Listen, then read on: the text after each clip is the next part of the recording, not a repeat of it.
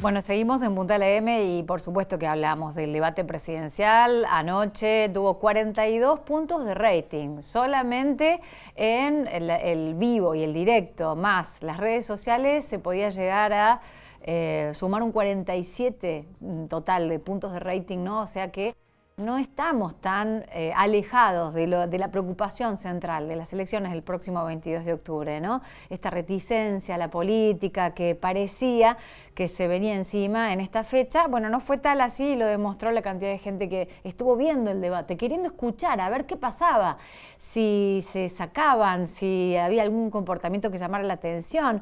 Lo cierto es que en general, y vamos a preguntarle al especialista que vamos a consultar ahora, fue todo muy encorsetado, ¿no? Fue todo muy propio del formato que se eligió, con los tiempos tomados. En realidad me parece pocas propuestas, pero le vamos a preguntar justamente a Aimé Aminahuel, que es politóloga, ¿cuál es su análisis? ¿Qué pasó en el debate entre los 5 candidatos a la presidencia el próximo 22 de octubre? Aimé, buen día. Paula te saluda. ¿Cómo estás? Hola, buen día Paula y a todo el equipo de Puntal AM. Bueno, es un gusto conversar. Sí, yo creo que un primer punto, ¿no? Me parece que en torno a lo que vos decís de la enorme expectativa sobre el debate y además me parece que la gran ciudadanía estuvo prestándole mucha atención, después vi las repercusiones en las redes y fue de esta manera. Y se corresponde también con algo que nos suelen decir a los argentinos, a las argentinas, si vos tenés la oportunidad de conversar con personas que viven en el exterior, en países latinoamericanos. A mí me ha pasado en los posgrados cruzarme con muchos colegas latinoamericanos que les llama poderosamente la atención el enorme grado de politicidad que tiene nuestra sociedad. Es decir, ellos dicen que en Argentina, en espacios comunes del hábitat común, la gente permanentemente está discutiendo política y que eso no es tan usual en otros países de la región. Así que por supuesto que sí, que coincido con esos números y además el hecho de que fue muy esperado este debate. Pero también coincido, y me parece que esto en torno a qué es lo que vimos en el debate, que fue un debate muy encorsetado, la palabra me gustó, o un debate muy preparado quisquillosamente por parte de cada uno de los candidatos y candidatas. Porque cuando vos observás, por ejemplo, que nadie se pasó del tiempo, excepto en un momento, me parece que Miriam Bregman, y que le cortaron el micrófono, pero en general casi todos respetaron el tiempo justo, algo no menor. Casi todos, diría yo, que tenían muy estudiadas las preguntas, se notaba muchísimo en el formato de preguntas, por ejemplo, el tipo de preguntas, y eso me hace pensar en torno a que es un debate que está pensado más allá del formato, del momento del debate, sino que está pensado también para su viralización. Es decir, cuando uno ve algunas preguntas o respuestas que se dan de cierre, de cierre de las alocuciones, se observa mucho el formato TikTok en el debate, digo yo. Es decir, que fue un debate que se pensó mucho para su viralización posterior, es decir, para que como material o insumo de campaña incluso de cada candidato y cada candidata. Porque, por ejemplo, cuando se le preguntaban sobre algunas cuestiones concretas a ciertos candidatos, cómo lo implementarían. Cito el caso del programa económico de Patricia Bullrich o el caso de los vouchers de Milei. Ellos se remitieron, por ejemplo, el caso de Patricia Bullrich, de manera prácticamente similar a lo que dice en su spot de campaña. Sí, eran todos spot, todos, ¿no? Exactamente, sí, sí, sí, sí. Y fue algo que me parece que tiene que ver con esta lógica de las redes sociales en el debate de campaña, ¿no? Este es un debate que estuvo pensado para su viralización en otros formatos y por lo tanto estaba muy encorsetado. No vimos mucho, vos dijiste allí los cómo, coincido plenamente. Cuando se le preguntó a Javier Milei cómo implementaría los vouchers en Argentina, en las escuelas rurales, por ejemplo. Tenemos un país con mucha ruralidad, ¿no? Y mucha presencia de instituciones educativas, y sin embargo, sigo insistiendo, se remitió nuevamente a una cuestión no más allá de lo que venía diciendo en las entrevistas. Y de hecho, presta atención a este detalle, muchos candidatos estaban leyendo, ¿no? El caso de Javier Milei es uno. Se esperaba por allí que hubiera algún desborde o algún otro tipo de chicana, ¿no? Muy propia también de los debates, y me parece que fue bastante ordenado incluso de su parte. Yo lo vi en todo el debate leyendo. Por lo tanto, me parece que también es un análisis que hacen todos los asesores, de que cuando algunos candidatos hablan por fuera del guión, hacen bajar puntos. Entonces, en ese sentido, se notó muchísimo el asesoramiento, el coacheo, decían ayer en algunos canales de televisión para analizarlo, se notó mucho eso, sí, claro. Hubo 3 candidatos que no leyeron, ¿no? Bullrich y Milei leyeron prácticamente todo. Y es cierto que se esperaba, por lo que uno conoce del candidato disruptivo Javier Milei, que se saque en algún momento, que tenga algún comportamiento, que de hecho lo tuvo cuando Massa le pidió que pida perdón al Papa y le seguía hablando aunque su micrófono estaba cortado, y esto desconcentró a Milei y se enojó por eso, pensando que salía al aire lo que Massa decía, pero pequeñas cosas que en realidad no hicieron más que colorear brevemente algo que estaba súper empaquetado. Me pareció como un show más que un debate en sí mismo, ¿no? Sí, totalmente. Yo creo que esa es la perspectiva que queda mayoritaria. Si tuviera que decir propuestas concretas, me parece que propuestas de los cómo, ¿no?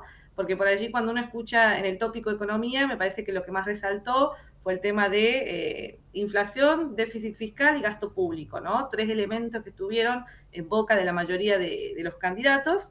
Me parece que cuando se preguntaba el cómo, es decir, el diagnóstico, bueno, más o menos todos coinciden en eso. Yo no coincido que el déficit fiscal sea una variable macroeconómica que explique necesariamente el desequilibrio económico de Argentina, pero bueno, eso lo podemos discutir luego, lo digo como profe investigador en esos temas. No obstante, es el eje que se repitió permanentemente en la boca de todos los candidatos. Pero me interesa que expliques por qué no coincidís con eso, porque es una manera también de explicar conceptos, si no quedan todos como que lo que dicen en el debate es, y no es. Totalmente. Totalmente, porque hay muchos países, por ejemplo, de economías desarrolladas que tienen déficit fiscal, entonces no es una variable macroeconómica que vos tengas desequilibrio en las cuentas públicas, que tengas una economía consolidada. No es una variable macroeconómica. Cuando uno revisa países, por ejemplo, Países Bajos, Holanda, cuando uno revisa Noruega o revisa Alemania o Estados Unidos en los últimos años, tuvieron déficit fiscal. Y sin embargo son países que no tienen los niveles de inflación que tiene Argentina. Lo mismo que yo no coincido cuando se habla, por ejemplo, de que el gasto público es una de las variables que consolida el déficit fiscal y por lo tanto nos hace ser un país inflacionario. Yo no creo. Cuando yo le pregunto a la ciudadanía qué es el déficit fiscal, la mayoría te responde que es la política social, por ejemplo. Y en realidad el déficit fiscal o el gasto público no es necesariamente la política social, es también educación pública, salud pública, ciencia y tecnología. Hay países que son deficitarios, tienen déficit fiscal porque, por ejemplo, invierten mucho en ciencia y tecnología. Israel es un caso. Y no necesariamente tienen los niveles inflacionarios de Argentina. Entonces, anudar las variables macroeconómicas del déficit fiscal y del gasto público, es decir, de la emisión monetaria, a la inflación, es de una mirada, yo diría, por lo menos dogmática en economía, bastante ortodoxa, y que, si vos me preguntás hoy, siglo XXI, no da respuesta a otros países que tienen las mismas variables y no tienen nuestros niveles inflacionarios. Bueno, Aimé, eso que vos estás explicando, perdón, tan bien y tan profundamente, son cosas que deberían haber pasado en el debate. Y entonces, con 45 segundos o con 15 segundos para una pregunta, o con 2 minutos para desarrollar un concepto, estaba pensado para decir spot repetitivo. O sea, claramente esto que vos estás marcando no iba a pasar ayer en el debate. Entonces digo, ¿para qué está? ¿Vos pensás que esto va a cambiar en la segunda parte del debate, por ejemplo, en la final en la Universidad de Buenos Aires? No, yo creo que no, que va a continuar esta delimitación muy clara porque se juega punto a punto. Sí, me gustaría decir que por allí un solo candidato o dos candidatos que me parece que dijeron por allí, esbozaron algunos cómo. Por un lado, me parece que Schiaretti intentó decir algunos cómo, me parece que quedó muy atrapado en los tecnicismos, porque el debate del tópico de economía tenía mucho lenguaje tecnicista, entonces la mayoría caía en lugares comunes. Él dijo en algún momento que el Banco Central tendría que por allí elegirse a algún referente de la oposición, lo cual no fue menor porque tiene que ver con una propuesta económica, no coincido, pero es una propuesta económica. Me parece que Sergio Massa intentó en algún momento decir, bueno, en mi caso vamos a ir avanzando hacia un sistema tributario progresivo, es decir que, como la mayoría de los países del mundo, quienes tienen ganancias extraordinarias en determinados sectores sean quienes aporten en los excedentes de la renta nacional, que luego son redistribuidos. Es decir, hubieron algunos esbozos de propuestas, pero bueno, cuando se le pidió, por ejemplo, a Patricia Bullrich que esboce en concreto su plan económico, se remitió al spot. Cuando le preguntaron a... Lo mencionaba Melconian, como fuera, iba a ser su ministro de Economía, como si fuera la respuesta en sí misma de lo que iba a hacer en economía. Otra cosa que te quiero preguntar... Sí. No, No, al caso de Milei, el tema de los vouchers, que también yo pensé que ahí lo iba a explicar nuevamente, porque lo ha explicado en otras instancias, pero no lo quiso explicar, porque me parece que es una medida muy polémica para la educación pública de argentina. hecho Schiaretti le preguntó también, ¿no? El tema de la educación en las provincias, cómo se implementaría, pero no fue contundente la respuesta. Volvamos a Schiaretti, a ver, y quiero que me des vos tu enfoque. Los tres candidatos principales es Milei, Massa y Bullrich, ¿no? Vamos a ver el balotaje entre quienes se dan. ¿De qué ofician Bregman y Schiaretti? O sea, ¿qué voto útil y para qué lado, según tú, esta primera lectura del debate, van los votantes de la izquierda y en este caso de los votantes de Schiaretti? Mira, yo considero que como se dio el debate, la estructura del debate, me dio la sensación de que Massa intentó no polemizar ni con Schiaretti ni con Miriam Bregman. Y me parece que en eso respondieron de la misma manera. Miriam Bregman fue un poco más polémica con casi todos prácticamente, pero en el caso de Schiaretti tampoco noté una animosidad de cuestionar a Massa. Con lo cual me parece que tiene que ver también con cómo ven la distribución de los votos. Por ejemplo, yo vi que Javier Milei tuvo, a diferencia de otras veces, intención de polemizar mucho más con Patricia Bullrich. Y eso tiene que ver con que él sabe que de allí va a continuar o puede continuar acrecentando sus puntos. Ves una Patricia Bullrich que tuvo un discurso mucho más republicano y mucho más institucionalista, diría mucho más radical, que lo que se ve usualmente cuando ella aparece en la prensa a nivel nacional. Me parece que tiene que ver también con intentar arrastrar cierto voto radical o de centro, que más pareciera que está tratando de seducir también, ¿no? Lo dijo muy claro Miriam Bregman en el debate. Sergio Massa también tiene diálogo con el gobernador de Jujuy, por ejemplo. En ese sentido, me parece que los votantes de Miriam Bregman, dado un balotage, puede llegar a pasar como en el 2015, un porcentaje puede ir a girar a una opción un poco más de centro, un poco más de centro izquierda, que representa a Sergio Massa, y otro porcentaje puede llegar a votar en blanco. En el caso de los votantes de Schiaretti, he visto estudios de traslación de votos. Bueno, habría que ver con mucha más precisión, pero un porcentaje está dividido entre votantes de Patricia Bullrich, mayoritariamente, votantes de Sergio Massa, algunos más vinculados al peronismo más tradicional, y votantes que también votan a la Libertad Avanza, pero que en esta primera instancia optan todavía por Schiaretti. O sea que el voto de Schiaretti, podríamos decir, esos puntos porcentuales que él arrastra, es bastante heterogéneo, ¿no? En términos ideológicos.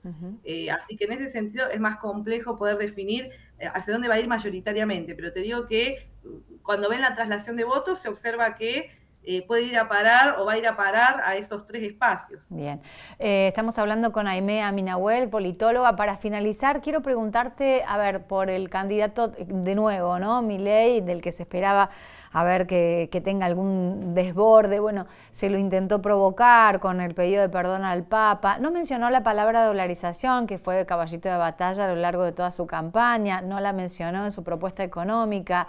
Y lo más relevante, que fue una temática que impuso la sociedad cuando votó, fue el tema de los derechos humanos, ¿no? En donde no solamente reivindicó el negacionismo, sino que fue más allá con el número de los desaparecidos y demás. ¿Esto para vos refuerza los votantes de Milei? ¿Está enquistado en mantener ese porcentaje logrado en las PASO o quizá quite votos?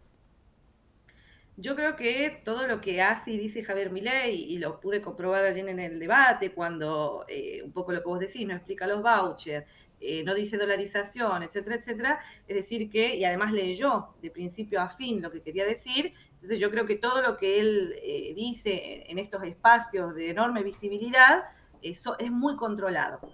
Entonces está bastante estudiado previamente, qué es lo que él observa o creen sus asesores, que sus votantes reivindican en términos de opinión pública, ¿no? Es decir, en términos de valores.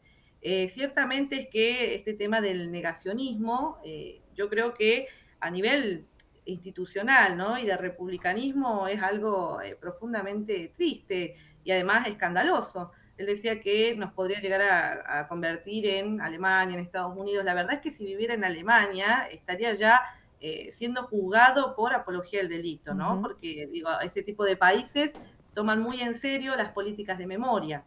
Entonces, yo creo que por lo menos es peligroso que en un debate se digan esas cosas. Casi que te diría que no pueden ingresar en un análisis porque es una apología al delito, ¿no? Yo creo que estos debates sobre las teorías de los dos demonios, digo, muy vivido en Argentina en la década de los 80, en la década de los 90, debieran ser debates superados. Lo que pasa es que cada determinada cantidad de tiempo hay algún representante del negacionismo que lamentablemente representa un sector minoritario, yo no creo que es mayoritario, pero representa un sector minoritario de la sociedad, y bueno, muy probablemente más amplios porcentajes de ese sector minoritario está representado en La Libertad Avanza, porque a las claras me parece que un candidato que pareciera que reivindica explícitamente, cuando dice se cometieron excesos, está negando la planificación de un genocidio. Yo soy profe de ética, por eso lo digo, esto de la planificación de un genocidio fue pormenorizado con el discurso militar en la década de los 80, diciendo, bueno, se cometieron algunos excesos, es decir, que hubieron muertes que estaban bien y muertes que estaban mal. Hubo gente que estuvo bien, que haya estado perseguida, y gente que no. Es decir, en el fondo, lo que hace es tal vez limpiar mucho limpiar sería la palabra, esa planificación de la matanza en Argentina. Algo que fue comprobado en los juicios de lesa humanidad, algo que a nivel internacional, un poco lo decía alguno de los candidatos anoche, nos ha puesto en un lugar de representantes de los derechos humanos y de la institucionalidad, ¿no? Es decir, de la defensa de la democracia, porque la mayoría de los genocidas fueron juzgados en juicios civiles. Lo vimos en la película 1985, es decir, a lo que voy con todo esto, que me parece que es muy peligroso, incluso intentar analizarlo, por lo menos de mi parte. Yo estoy completamente de desacuerdo que en un debate además se permita eso. Sigo insistiendo, en otros países que esto se diga en un debate es profundamente cuestionado. Cito el caso de Alemania porque tiene una política de memoria muy seria, he estado en el país, he visto cómo es la política de memoria en ese país, y me parece que este tipo de cosas, también hay negacionistas en Alemania, digo, no es que no los hay. Lo que pasa es que no sé si aparecen con tanta impunidad en un debate a decir esas barbaridades. Pero yo creo que si vos, por la pregunta que vos me hacés, si creo que tiene que ver con los votantes de él en sí mismo, yo creo que él todo lo que hace y dice es profundamente estudiado y muy planificado su discurso, porque prácticamente que lo dice de memoria. Entonces, debe ser que tienen un estudio interno sus asesores que consideran que un porcentaje de sus votantes pero se va a mantener, como que se va a mantener el porcentaje ya logrado, o se puede llegar a incrementar, que no le resta. Sí, yo creo que le resta. Aimé, muchísimas gracias, como siempre. Aimé Aminahuel, politóloga. Un abrazo. Gracias a ustedes. Hasta luego. Bueno, los dichos, ¿no? El balance de todo lo que pasó y lo que no pasó también, lo gestual, a lo mejor el detrás de escena. ¿Sabes quién tuvo la oportunidad de ver?